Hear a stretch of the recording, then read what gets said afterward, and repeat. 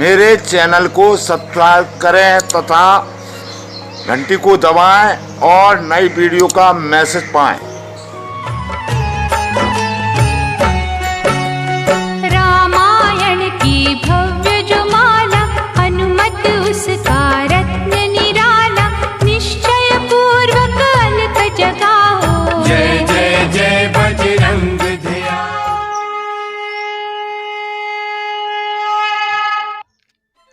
आइए, आपका बहुत बहुत स्वागत है हमारे चैनल पर, जो कि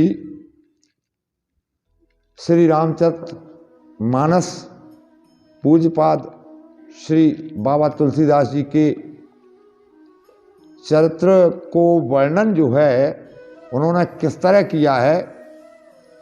पहले वे गुरु महाराज की वंदना करते हैं और गुरु महाराज की वंदना के बाद में कहते हैं किस प्रकार से गुरु जी का जो आपके ऊपर आशीर्वाद है, जैसे जथा स्वंजन आंज धृग साधक सिद्ध सुजान और कौतक देखत शैलवन भूतल भूरि निधान। जिस प्रकार गुरु महाराज के चरणों की रज जो नेत्रों पर धारण करते हैं, उनके लिए बताया है कि जैसे सिद्धांती जन तंत्र के आदमी अंजन नेत्रों में लगा करके और भूमि के अंदर जो द्रव्य हैं उनको देख सकते हैं, उसी तरह से इस रामचरितमानस के जो साधक हैं उनके लिए बताया है कि वे गुरु के चरणों की रज अपने नेत्रों में अंजन करके रामायण यानी राम आयन, आयन माने होता है दर्पण, शीशा। तो रामायण में आप जब खोजेंगे तो आपको श्री रामचंद्र जी के दर्शन अवश्य होंगे। रामायण का ही सीधा अर्थ है। तो गुरु के पद की रज जो है, जो मृदु मंजल अंजन जो आंखों में धारण करते हैं, सिर पर चढ़ाते हैं, तो उस मंजन से जैसे मोतियाबिंद, काला मोतियाबिंद, सफ़ेद आँख सब छड़ जाती है, उसी तरह से इस अंजन से आपको नेत्र रूपी का निर्मल करके मैं संसार रूपी बंधनों से छुड़ाने वाले राम जी का चरित्र वर्णन करता हूँ, ऐसा तुलसीदास जी महाराज कह रहे हैं। और उन्होंने साधुओं की वंदना की, प्रशंसा की, और इसके बाद गंगा मैया, जमुना मैया की भी प्रशंसा करते हुए रामायण से जोड़ा गया है कि जिस प्रकार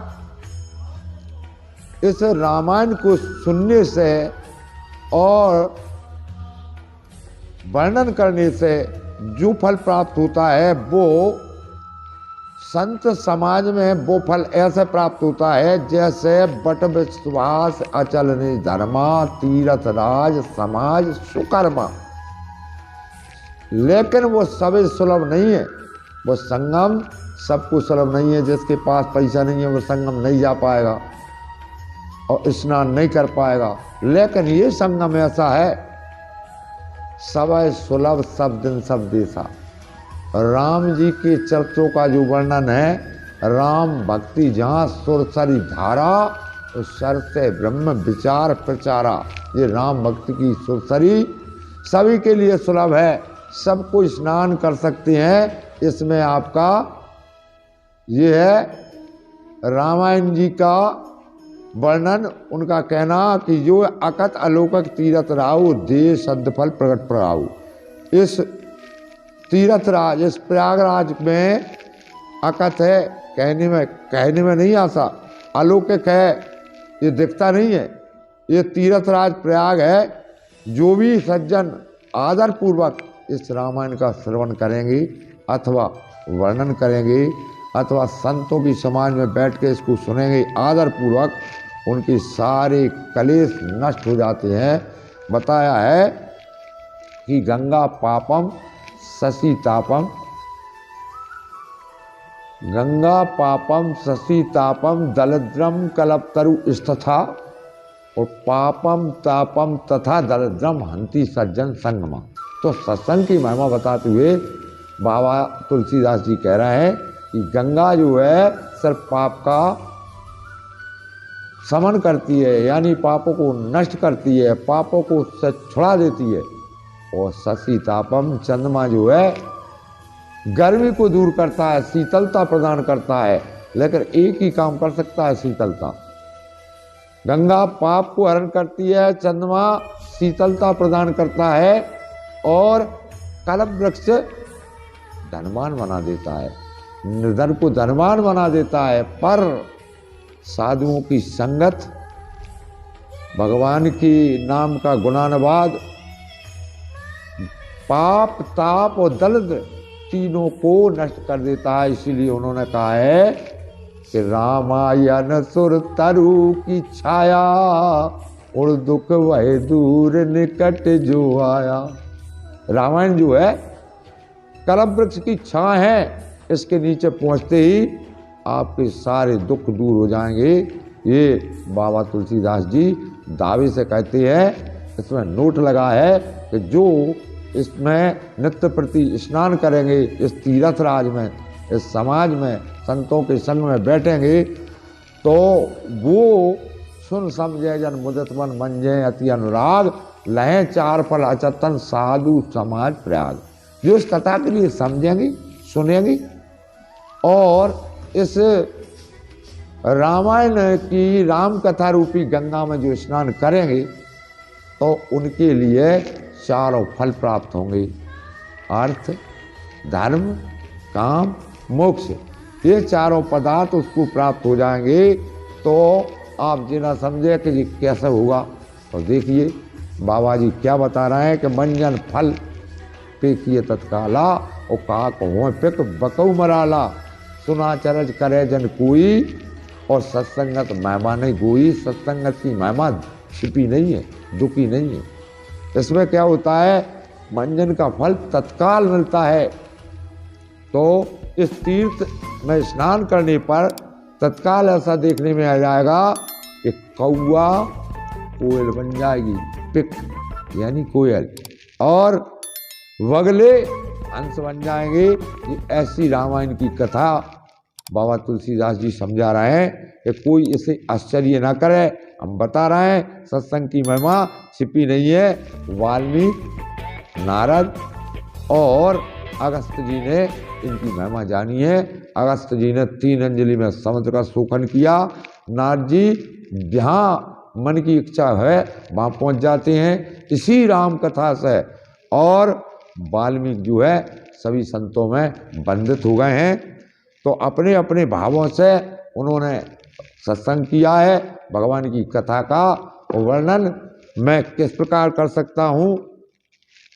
बाबा तुलसीदास जी कहते हैं कि इस कथा को मैं ऐसे वर्णन नहीं कर सकता कि जैसे बताया गया है कि सोमोसन कह जात न कैसे, और साख बनिक मणि गुणगण जैसे। बाबा कह रहे हैं कि इस कथा को मैं कैसे वर्णन करूं। कभी सब्जी बेचने वाला मणिमानक के भाव भी बता सकता है? नहीं बता सकता, क्योंकि वो सब्जी बेचता है। तो इसी तरह से बाबा जो है कह रहे हैं कि मैं सब्जी बेचने वाला हूँ और भगवान की कथा मणिमाणिक है। तो मैं सज्जनों से क्षमा मांगता हूँ, क्योंकि अति बड़ी मोल डिठाई खोरी और सुनक नरकों नाक सकोरी। बाबा जी कह रहे हैं कि इतनी बड़ी दीजता में कर रहा हूँ, मूर्खता में कर रहा हूँ कि अगर नरक भी नाक सकोड़ जाएगी। कहाँ तो मैं कलयुगी जीव और कहाँ भगवान राम की कथा।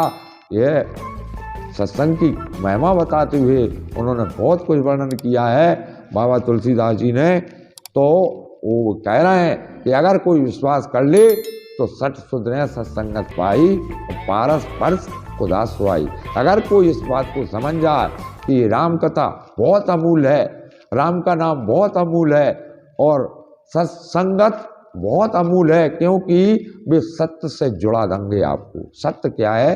सत्य संसार में सिर्फ भगवान का नाम है। बाकी जो आपको दिख रहा है, जो आप समझ रहे हैं, जैसे आप सोच रहे हैं, जो अपने मन के लड्डू बना रहे हैं, ये महल अटारी बाग बगीचा और धन दान ये हमारा है, नहीं हो सकता है कदापि। बहुत से आए और छोड़ गए, और आप भी आएंगे, आप भी छोड़ जाएंगे और हम भी छोड़ जाएंगे। तो बाबा तुलसीदास इस बात के लिए अच्छी तरह जानते थे, इसीलिए उन्होंने बहुत विनय करके हम सबको उपदेश दिया है और हमें सबको चलना चाहिए। तो ये राम कथा मंदाकिनी चित्रकूट चित्चार तुलसी सुबह सनेवल श्री रघुवीर बिहार। तो मैं अगली अब बाबा की जो कड़ी आएगी, अगली कड़ी में आपको इसका मंथन करेंगे, संतों के समाज में आप सुनेंगे। और आज की कथा में बाबा तुलसीदास जी के ऊपर यहीं विराम दे रहा हूँ। अगर ये कथा आपको अच्छी लगे तो कृपा करके मेरी वीडियो को लाइक करें, चैनल को सब्सक्राइब करें तथा घंटी को दबाएं, ताकि राम नाम धुन होती रहे। जय जय श्री राम।